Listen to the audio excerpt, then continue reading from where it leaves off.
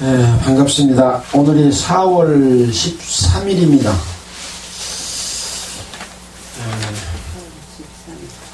날씨가 비가 오면서 바람 불고 좀 약간 차가워졌는데 항상 건강에 유의하시기 바랍니다. 인생이 참 너무나 허무하다라는 생각을 또 느끼게 됩니다.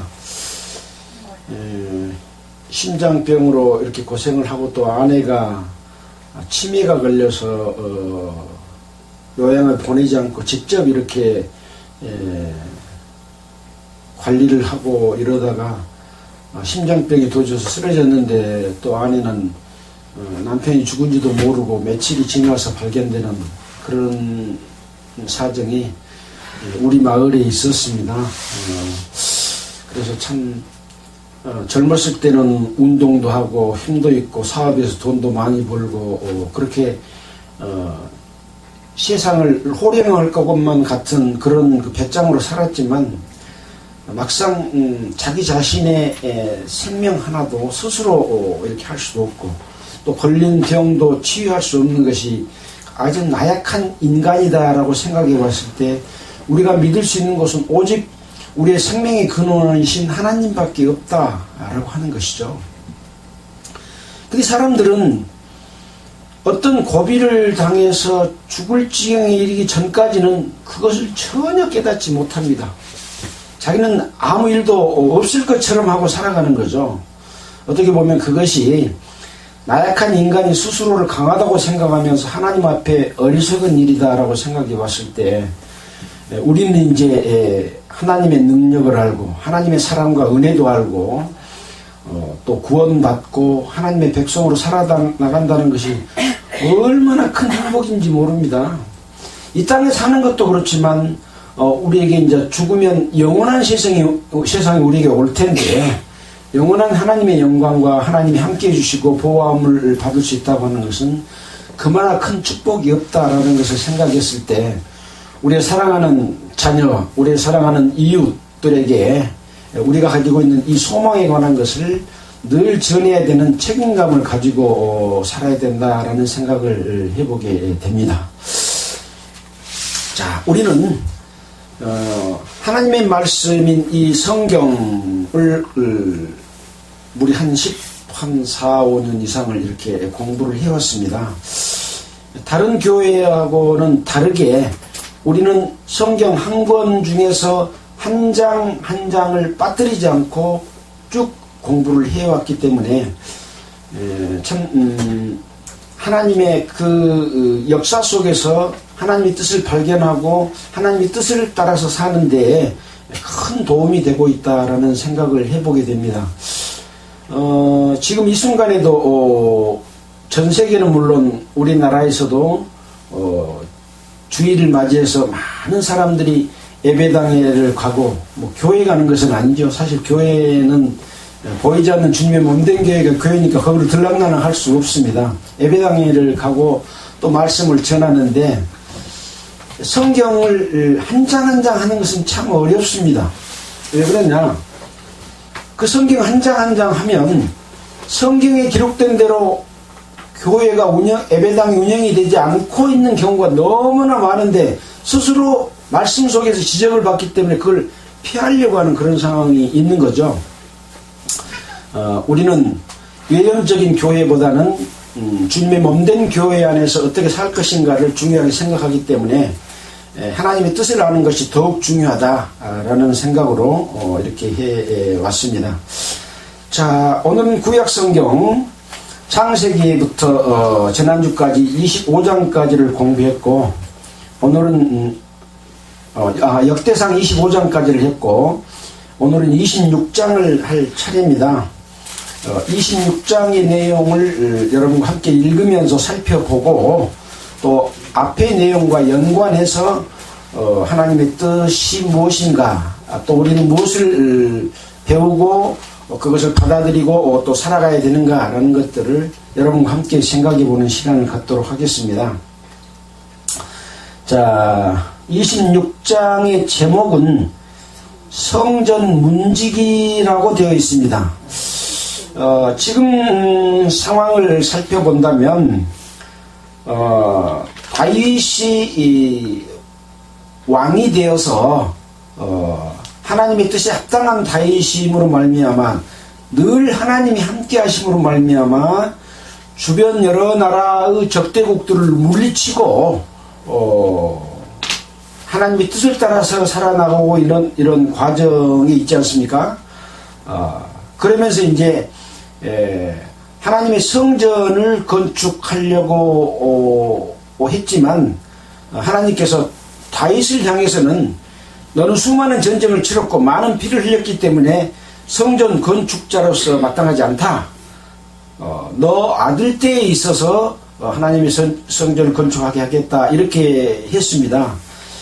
그러나 다윗 왕은 하나님의 성전 건축을 하기 위해서 그동안의 전쟁에서 빼앗은 노량물들, 금, 은, 또 여러가지 목재 이런 것들을 전부 모아서 하나님의 전을 건축할 수 있도록 하는 준비를 다윗 왕이 해오고 있었다라고 하는 것을 우리는 배웠습니다.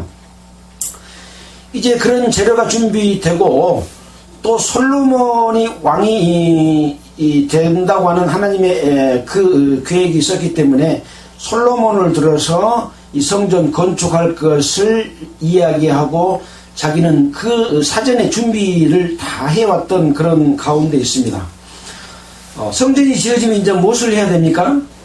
성전 안에서 제사 드리는 일을 하는 거죠. 제사는 왜 드리나요? 우리의 죄를 용서받는 방법은 제사 드리는 것이고 또 용서받는 사람들이 살아가면서 감사하는 제사, 화목제사, 서원제사 이런 제사들을 쭉 드리는 것이 이제 출애굽기 레위기서에 기록되어 있는 하나님을 공경하고 살아가는 또 죄 용서함을 받는 또 늘 함께하고 하나님과 떨어지지 않는 하나님 우리 가운데 역사해 주시고 우리를 보호해 주시는 그런 과정이 바로 하나님께 제사 드리는 그런 방식입니다. 지금으로 말하면 구원받는 하나님의 백성이 늘 예배의 삶을 살아가는 것이다. 그래서 사도 바울은 너희는 하나님께서 예수 그리스도의 피로 말미암아 사신바 되었기 때문에 너희 몸을 하나님 앞에 거룩한 산 제사로 드리라 라고 말했지 않습니까? 거룩한 예배로 드리라 그러지 않고 제사로 드리라 라고 하는 것은 우리 몸을 주님께 예배로 드리는 제물로 드리는 그런 삶을 산다고 하는 것이죠. 그래서 늘 말씀을 드렸지만 예수 그리스도를 주님이라고 부르는 순간 우리는 이 땅에 살아가는 삶은 주인으로서 살아가는 것이 아니라 예수 그리스도의 종으로 살아가서 늘 예수님의 그 뜻을 따라서 복음을 전하고 또 그 뜻을 따라서 살아가서 세상의 빛과 소금이 되고 하는 이런 삶을 살아야 된다라고 하는 그런 우리에게 주어진 의무인 거죠. 자, 그래서 이 다윗 왕은 이런 준비 과정을 거치면서 레위 사람의 해야 될 일이 무엇이냐? 성전을 지으면 성전 안에서 해야 될 역할과 일들이 있지 않습니까? 누가 그런 일을 해야 된다 라고 하는 그런 부분에서 레위 사람의 일을 나타냈고 레위 사람 중에서도 각기 맡은 역할이 다릅니다. 그래서 그 자손 게르손 자손, 그앗 자손, 무라리 자손들의 그 족속별로 맡은 역할이 각기 다르고 그 중에는 아론의 후손만이 제사장을 할 수 있는 또 그런 규례가 있기 때문에 그 아론의 자손들이 제사장을 맡아서 하게 되고 또 다른 레위 자손들은 각각의 맡은 일을 따라서 하게 돼서 제사장을 돕는 일을 하는 제사를 돕는 일을 하는 그런 내용에 대해서 레위 사람의 일에서 기록을 해놨습니다. 그러면 제사장은 또 어떻게 일을 해야 되느냐?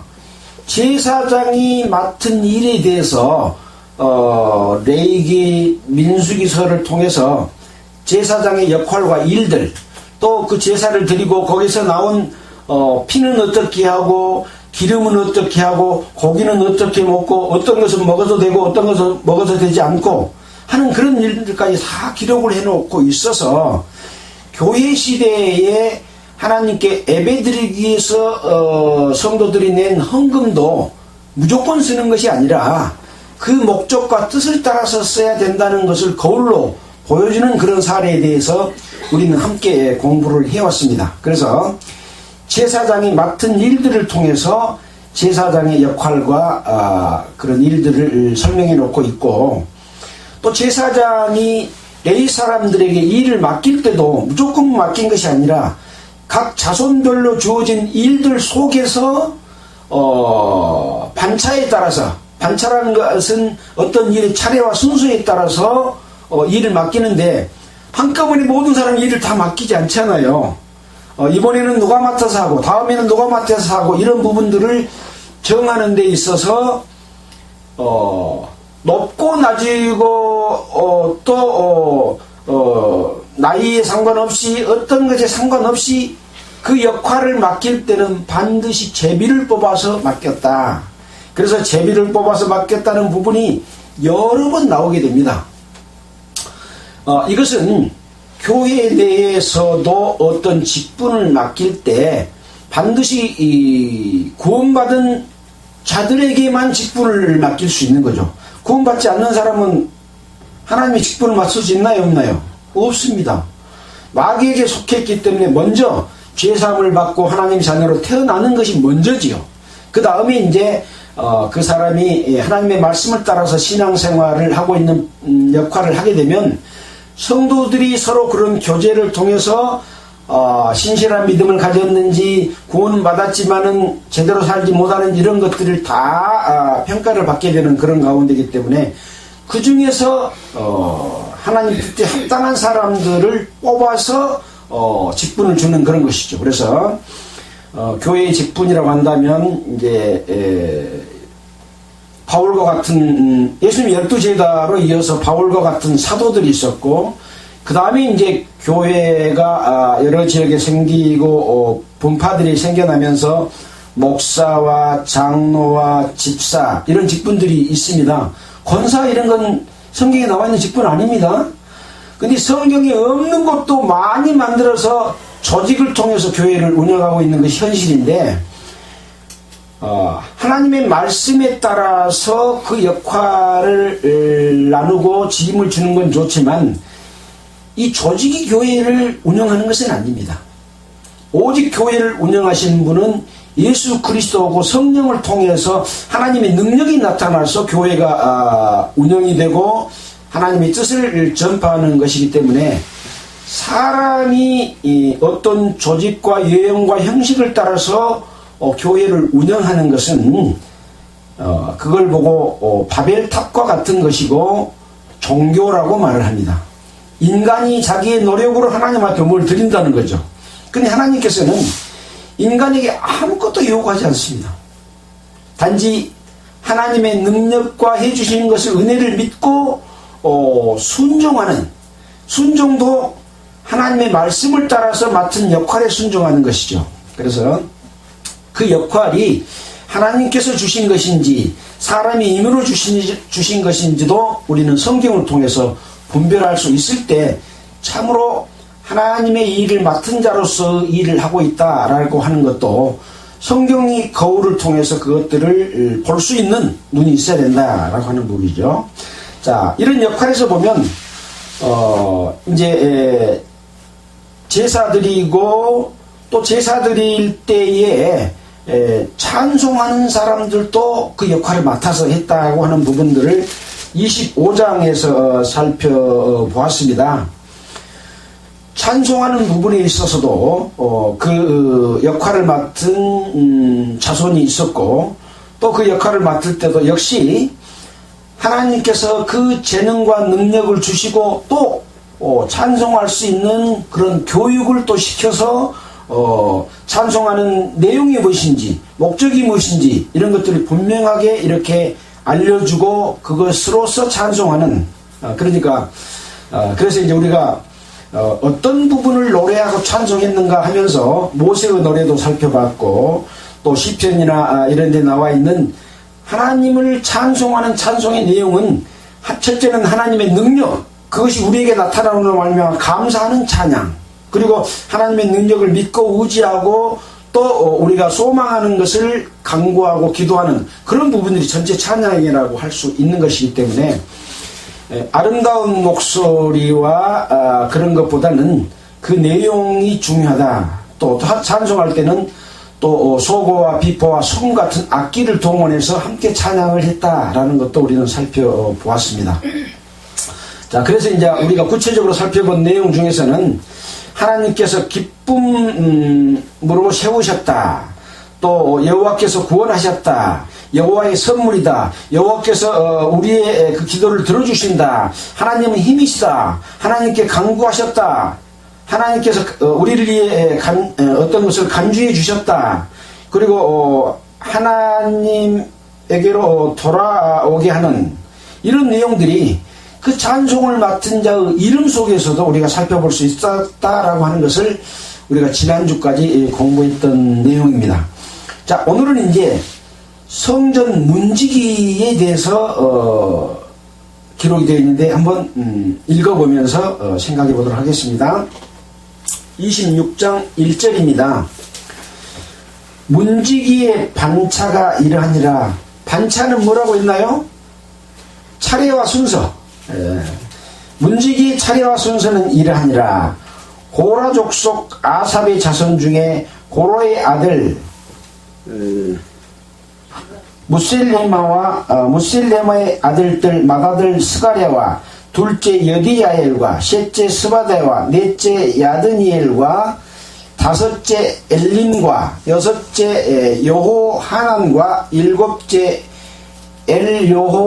엘요호에네며 오벳 에돔의 아들들 맏아들 스마야와 둘째 여호사밧과 셋째 요아와 넷째 사갈과 다섯째 느다넬과 여섯째 암미엘과 일곱째 이사갈과 여덟째 부올레데니 이는 하나님이 오벳 에돔에게 복을 주셨으며 이렇게 성전 문지기를 하는 반차에 따라서 사람의 이름 누구누구 자손 중에 누구누구다 라고 기록을 해놨습니다. 이건 무엇을 의미한다고 했나요? 이것은 소설책이 아니라 실제 있었던 인물을 역사적으로 기록해 놓은 거다. 그래서 성경에 기록된 역사는 이스라엘의 역사입니다. 그래서 성경은 사실을 기록한 것이지 어떤 이야기를 써놓은 것이 아니다 라고 하는 것을 이 속에서도 생각해 볼 수 있고, 여기 보니까 오벳 에돔의 아들들 맏아들 스마야와 둘째 여호사밧과 셋째 여호와 넷째 사갈과 다섯째 느다엘과 여섯째 임마야와 일곱째 이사갈과 여덟째 부올레데니 이는 하나님이 오벳 에돔에게 복을 주셨습니다 라고 말하고 있습니다. 복을 주셔서 이렇게 성전 문지기를 할 수 있도록 하는 역할을 맡겼다 그런 거죠. 오벳 에돔이 왜 복을 받게 됐나요? 계를 자기 그렇습니다. 예, 다윗이 하나님의 계를 유다 성으로 옮기려고 해서 옮기는 과정 가운데서 옮기는 하나님의 방법이 있는데 반드시 언약궤를 꿰어가지고 꿰인 사람 따로 있고 들쳐맨 사람 따로 있고 역할이 다 따로 있는데 이것을 수레에다 싣고 가는 겁니다. 근데 싣고 가는 수레가 소가 끄는 수레가 덜커덩거리니까 웃사가 그 언약궤를 손으로 흔들리지 말라고 손으로 잡았어요. 그랬더니 즉사해버렸습니다. 우리가 상식적으로 생각해보면 수레에 싣고 가다가 흔들리지 않게 잡은 것은 잘한 일이에요, 못한 일이에요? 잘한 일이죠. 법궤가 넘어가면 안 되니까 하나님이 계신 법궤인데 근데 즉사해버린 거예요. 왜 그럴까요? 하나님의 일은 출애굽기, 레위기, 민수기서에 기록된 다 방법대로만 해야 되는 거예요. 그 방법이 벗어나면 안 되는 거예요. 예배를 드릴 때는 하나님이 원하시는 방법대로만 예배를 드려야지 다른 것 갖고 예배 드리면 죽어요. 우사에게서 그걸 보여줬는데 그래서 이제 가지고 오면서 유다성으로 못 오고 오벳 에돔 집에 임시적으로 보관을 했다. 그게 이제 역대상 13장 14절 그리고 사무엘 하 6장 11절에도 똑같은 내용이 기록되어 있습니다. 다윗이 하나님의 계를 옮길 때에 오벳 에돔의 집에서 석 달을 있어서 하나님께서 복을 주셨다, 그렇게 기록이 되어 있습니다. 바로 이 내용이 지금 역대상 26장에서도 문지기를 맡기는 데 있어서 이 오벳 에돔에게 복 주셨기 때문에 이런 문지기의 역할을 담당할 수 있었다라고 하는 것이죠. 얼른 문지기 그러면은 우리가 일반 상식적으로 하면은 높은 위치로 보입니까? 낮은 위치로 보입니까? 낮은 위치로 보이죠. 근데 하나님의 일은 이렇게 축복받아서 하는 영광스러운 일로 여기 표현해놨지 않습니까? 예를 들어서 문지기가 없으면 그 성이나 어떤 집은 아무나 들어오게 되고 적군도 들어오고 아군도 들어와서 적군이 우리 집에 있는 물건을 탈취해 가도 막을 길이 없겠죠.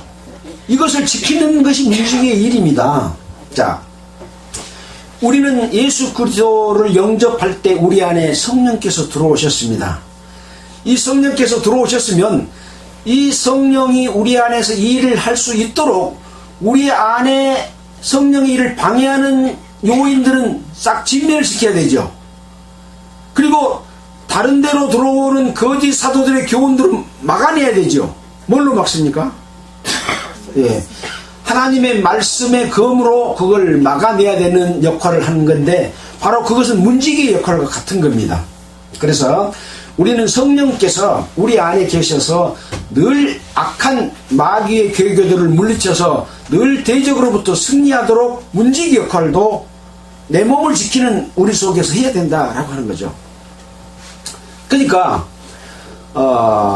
이스라엘의 가나안 땅은 바로 하나님의 성소다 그랬잖아요. 지금의 성소는 우리 몸 안에 계시기 때문에 우리가 성소인 거예요. 우리 몸이 거룩해야 하나님이 거룩함을 받는 영광을 갖게 되는 거죠.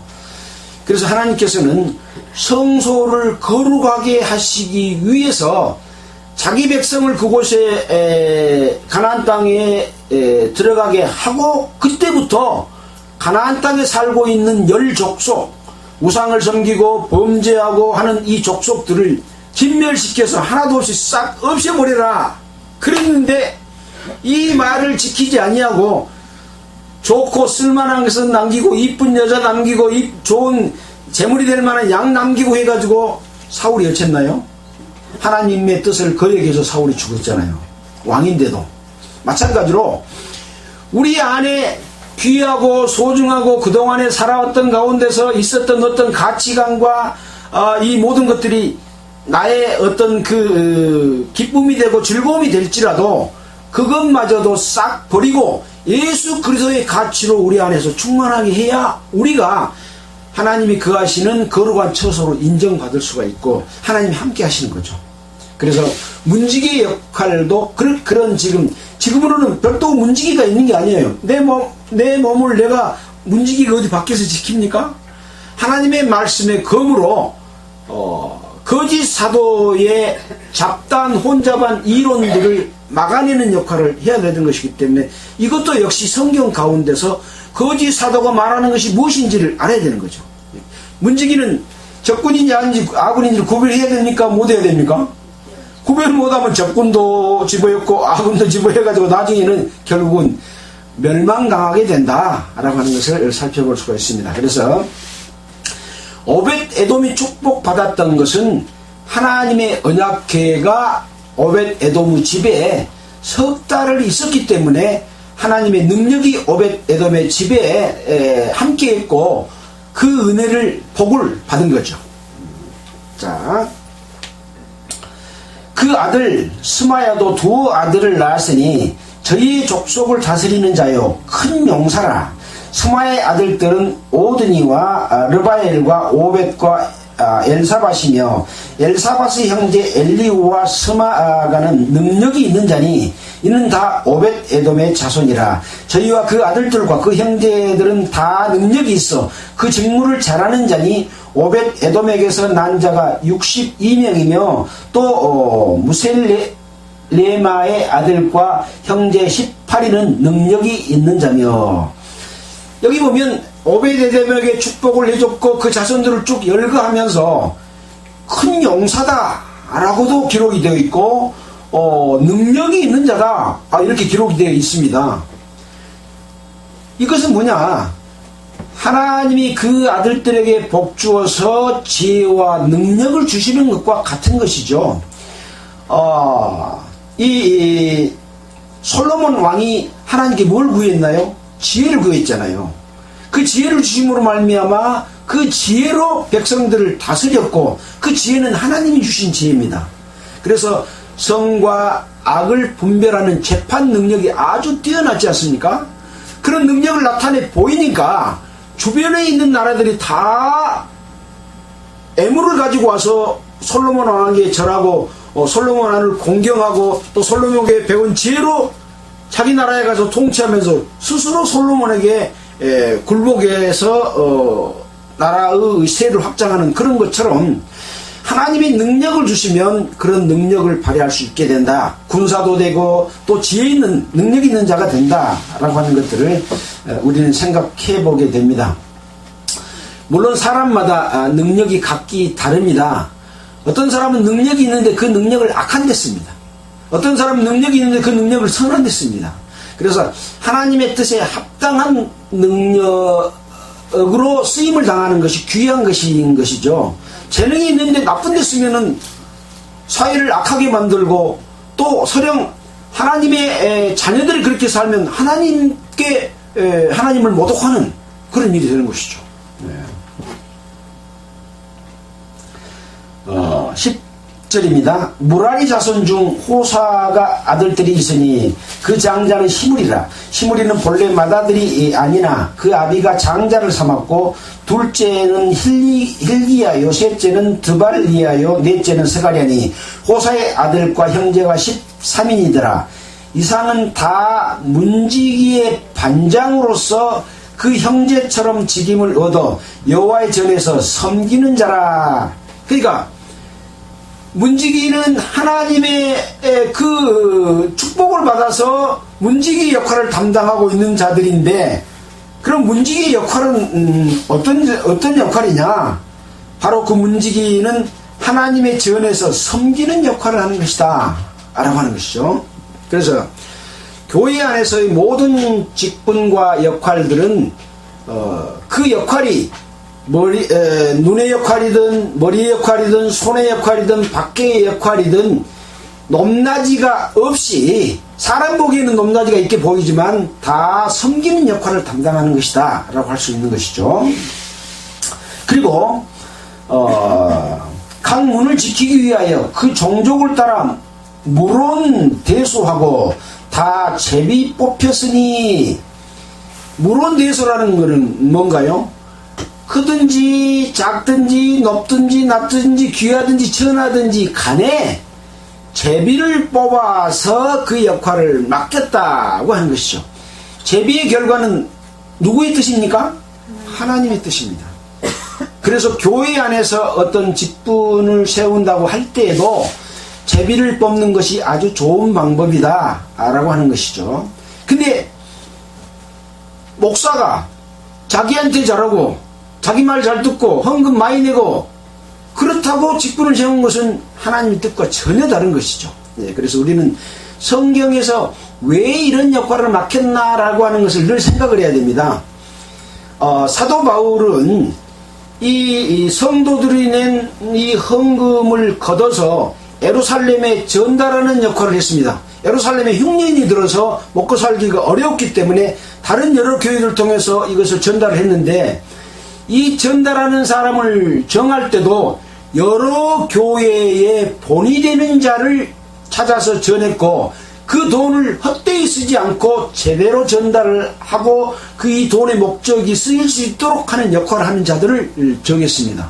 그래서 교회의 일을 맡아서 하면서 재정을 관리하고 있는데 그 목적이 맞지 않게 다른 데로 써버리고 하는 것은 하나님이 뜻과 다른 일이 될 수도 있기 때문에, 이 돈 관리하는 재정을 맡은 사람도 하나님의 뜻이 무엇인지를 알고 쓸 수 있는 그런 사람들로 이렇게 해야 된다라고 하는 것도 우리가 신약 성경을 통해서도 살펴볼 수 있는 그런 내용인데,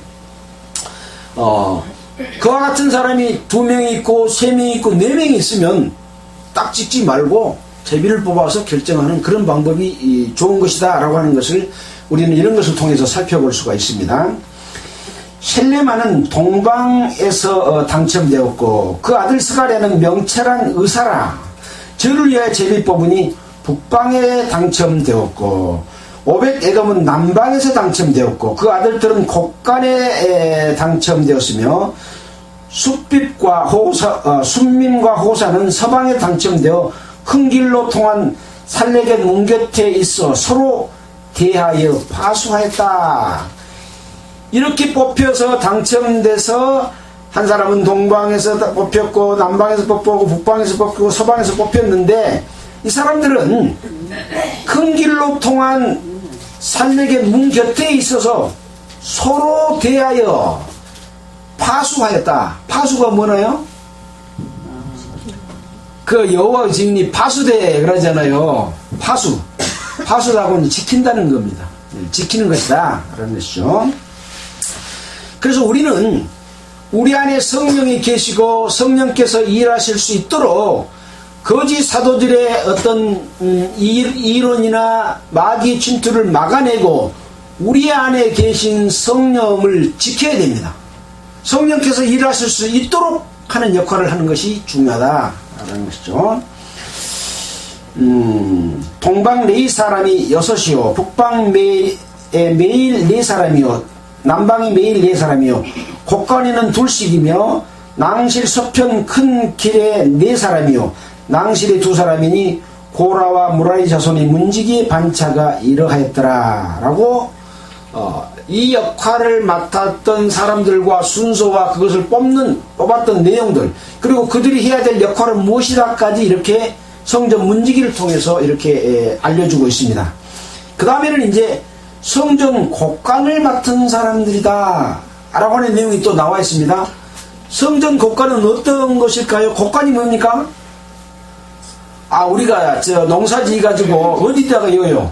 곡간에 떠있죠. 창고에 창고. 곡간에 떠있는데 이 곡간은 왕의 곡간이 있고 하나님의 곡간이 있습니다.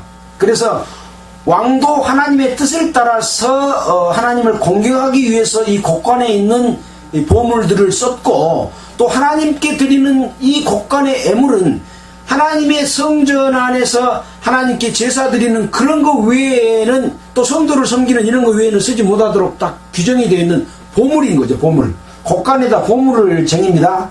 그러면 이 보물을 지키려고 해야 되지 않습니까? 그것이 바로 성전 곡간을 맡은 사람들이 이 맡은 사람은 역할도 해야 되고 지키기도 해야 되는 거죠. 보겠습니다.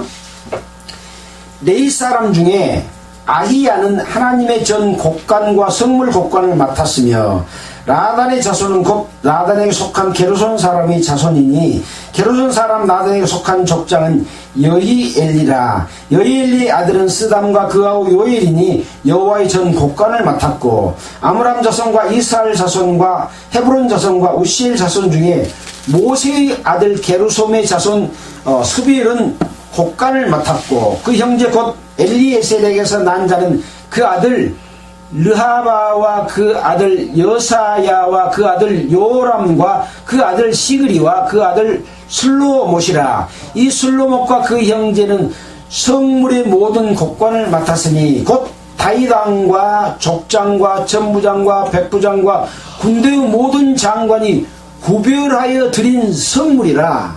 그래서 이 곡간에는 성도들이 드린 것도 물론 있겠죠. 또 다윗 왕이 전쟁에서 뺏어서 왕에게 가지고 있는 그런 것도 있고 또 하나님이 전에 드려지는 그 귀한 것들을 성전에 쓸 수 있도록 성전 곡간에다가 주었던 것도 있는 거죠. 이런 내용들은 우리가 배웠던 말씀 속에서 살펴볼 수가 있습니다. 사무엘하 8장 11절에 보면 블레셋, 모압, 아람, 암몬, 아말렉에서 또 소방, 하닷, 에셀에게서 노력한 것들을 여호와께 드렸다라는 내용도 우리가 이미 공부했던 내용 중에 있습니다. 자, 그래서 이 성물의 모든 곡간을 맡은 사람은 슬로목과 그 형제들이다 라고 하는 내용을 여기 기록을 해놨습니다. 그래서 이러한 모든 성물들은 여호와의 전을 중수할 성물이고 선량한 관리를 할 의무를 지닌 자들이 바로 성전 곡간을 맡은 자들인데 누가 이걸 맡았다라고 지금 기록을 하고 있습니다. 자, 그래서 27절에 보면 저희가 싸울 때에 노라라에 얻은 물건 중에서 구별하여 드려 여호와의 전을 중수하게 한 것이며, 선견자 사무엘과 기스의 아들 사울과 넬의 아들 아브넬과, 이 사람들이 이제 장수들이잖아요. 사무엘과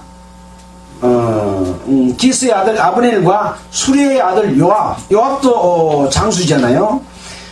물론 무엇이든지 구별하여 드린 성물은 다 슬로목과 그 형제의 수하에 있었더라. 그러니까 이 역할을 잘 맡아서 관리한 사람이 아마 슬로목과 그 형제들이 중요한 이런 성전을 짓기 위해서 여호와께 드린 성물들을 관리하고 있었다라고 기록을 하고 있습니다.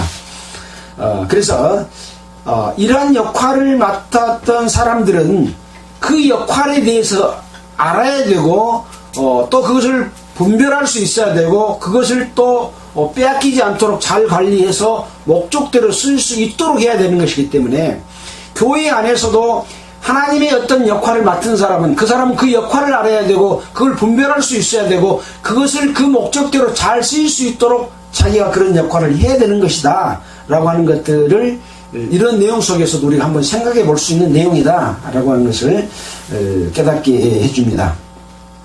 자, 29절로부터는 다른 레위 사람들의 직임, 지금 레위 사람에 관한 직임과 또 각 그 자손들의 역할들을, 이름들을 다 불러서 이렇게 했는데 거기 안 들어있는 또 사람들도 있다는 거죠.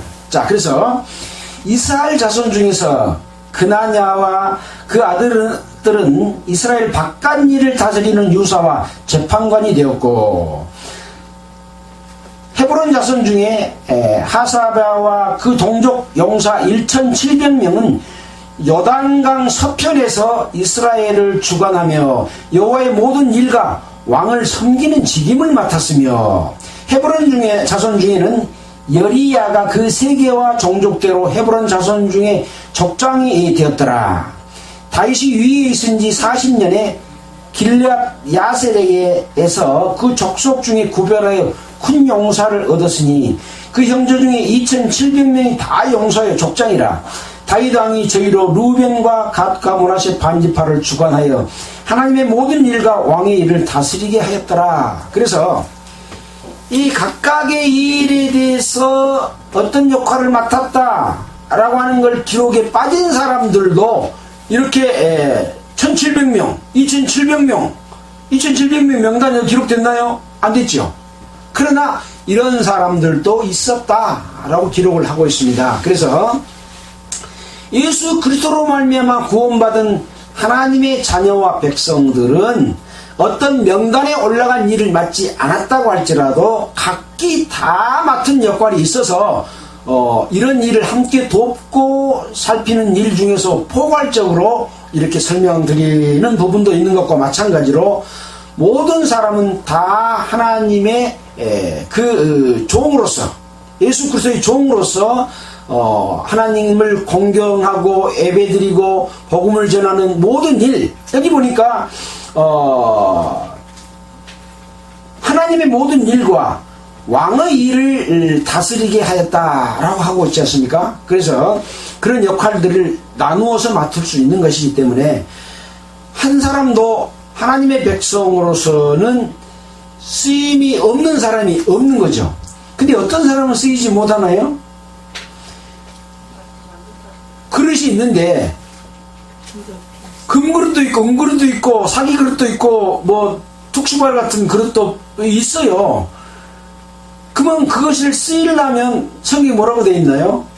깨끗하게 관리되어야 쓰인 거죠. 금그릇에가 똥이 들어있어. 그럼 금그릇 쓸 수 있나요? 쓸 수 없는 거죠.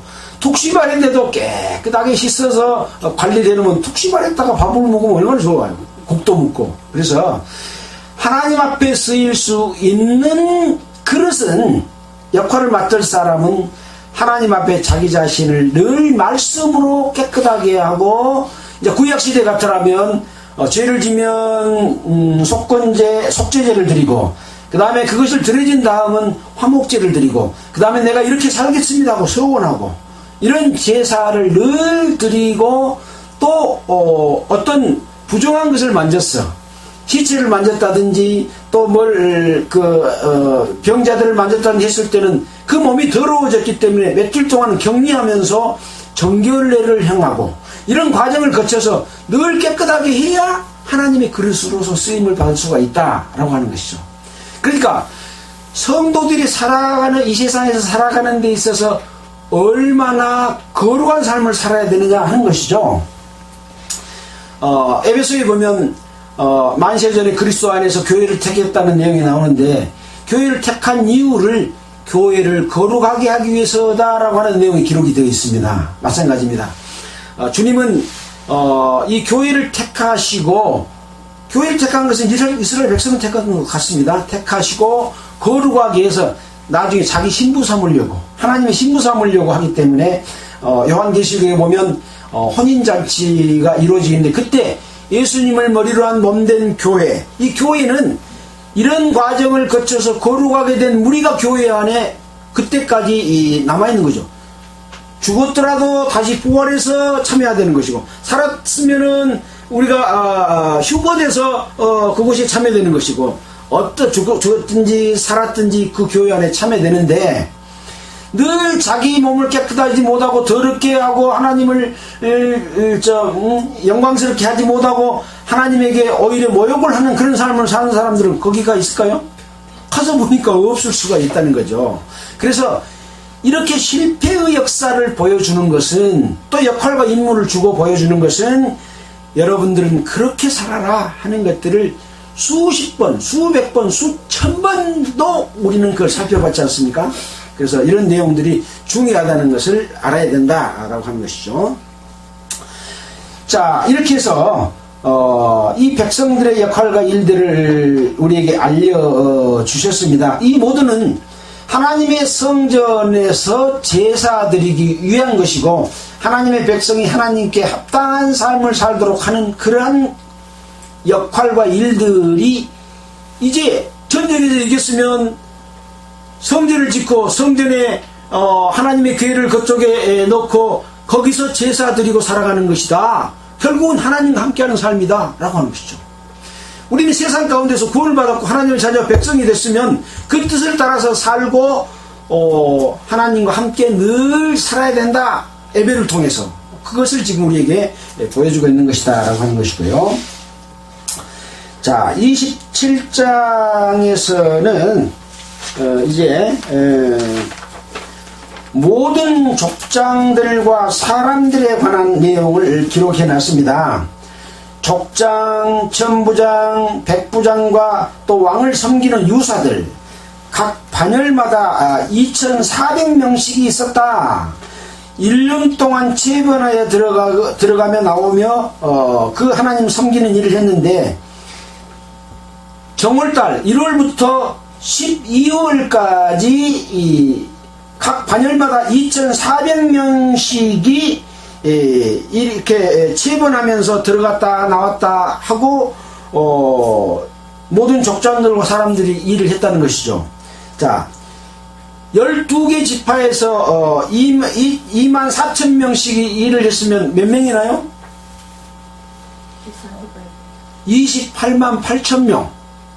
일일이 이름 기록 안 했어도 이런 사람들이 다 함께 모든 족장들과 사람들이 이 하나님을 공경하고 제사 드리는 일에 참여했다라고 하는 내용이 기록이 되어 있습니다. 자, 그 다음에 각 지파를 관할하는 자가 누구였냐 해가지고 지파별로 지방을 관할하는 수령들에 관한 내용이 또 쭉 기록이 되어 있습니다. 16절부터 쭉 기록이 되어 있습니다. 자, 또 그 다음에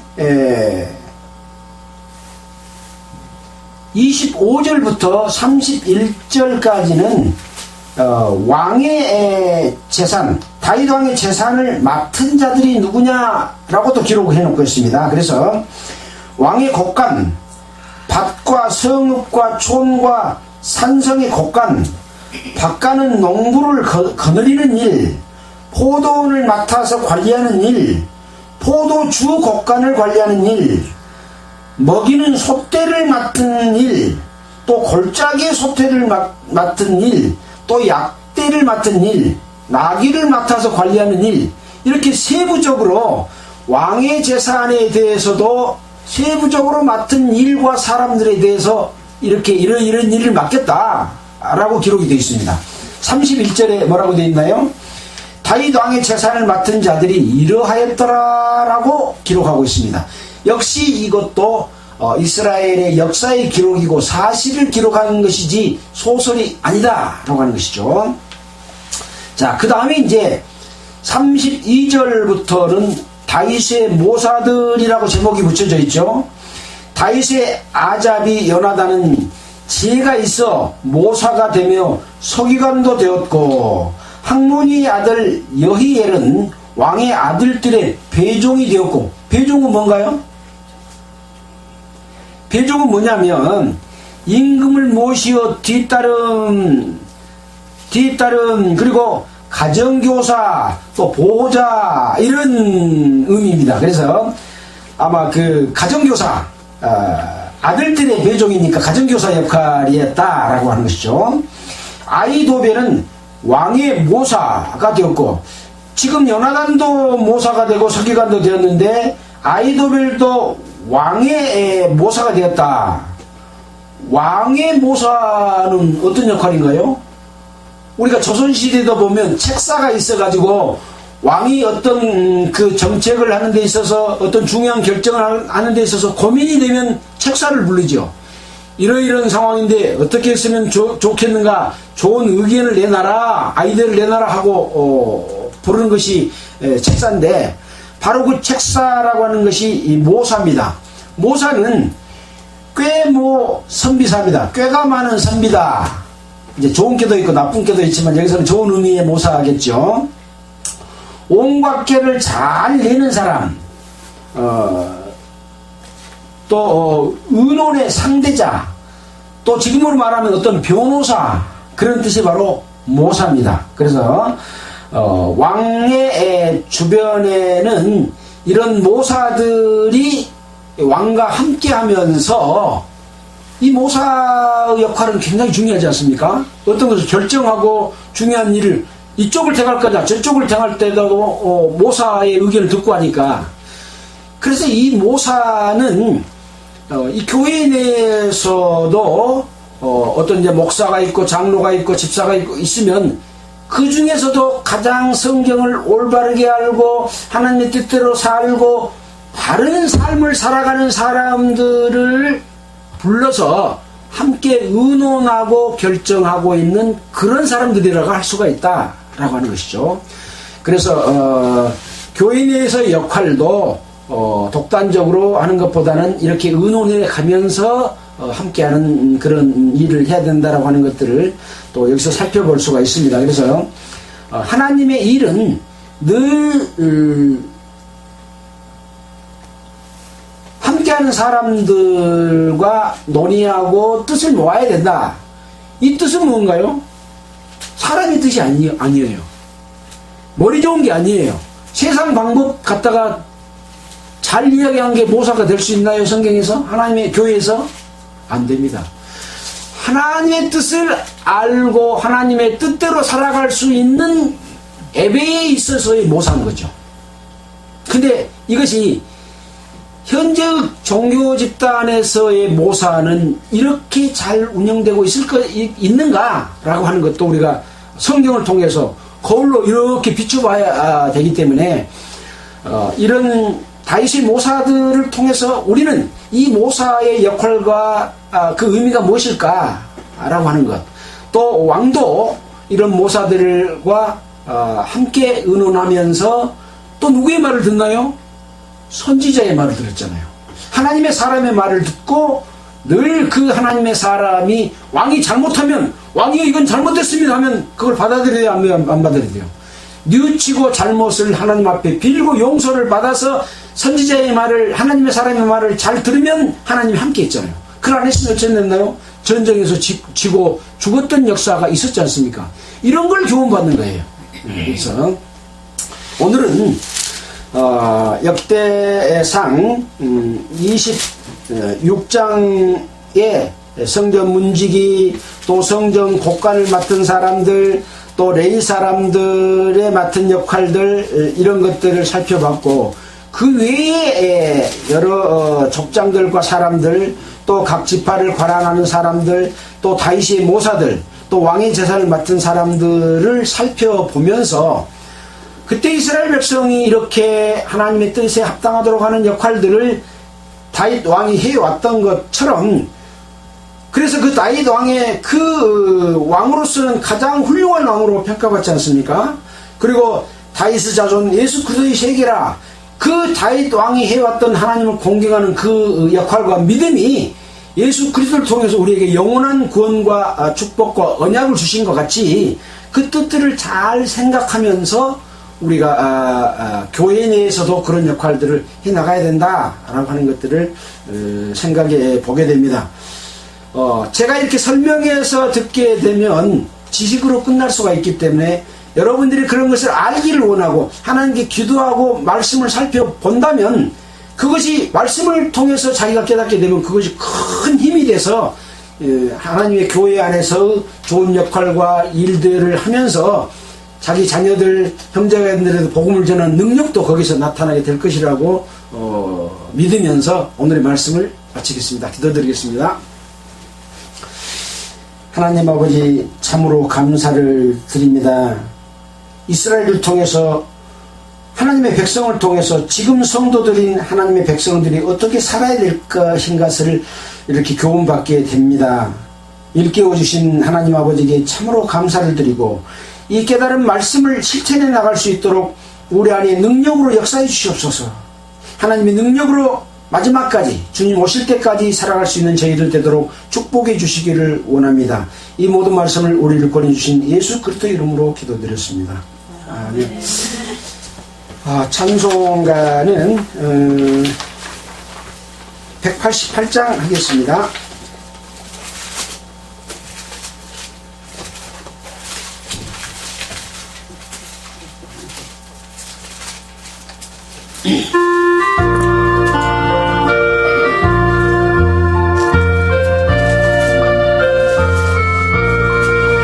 만세 반석 열리니 내가 들어갑니다.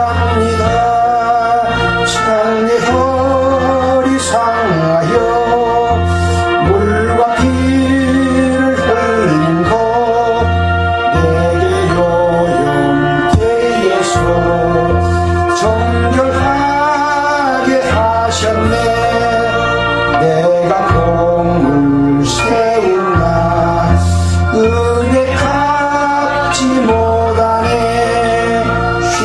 쉼없이 힘쓰고 눈물 근심 많으나 구속 못할 죄인을 예수 홀로 속하네.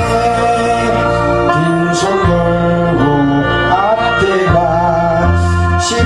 십자가를 붙드네. 의가 없는 자라도 도와주심 바라고 생명샘에 나가니 마음을 씻어 주소서. 살아 생전 숨쉬고 죽어 세상 떠나서 거룩하신 주 앞에 끝날 심판 당할 때 만세 반석 열리니 내가 들어갑니다. 아멘. 네, 마치겠습니다. 수고하셨습니다.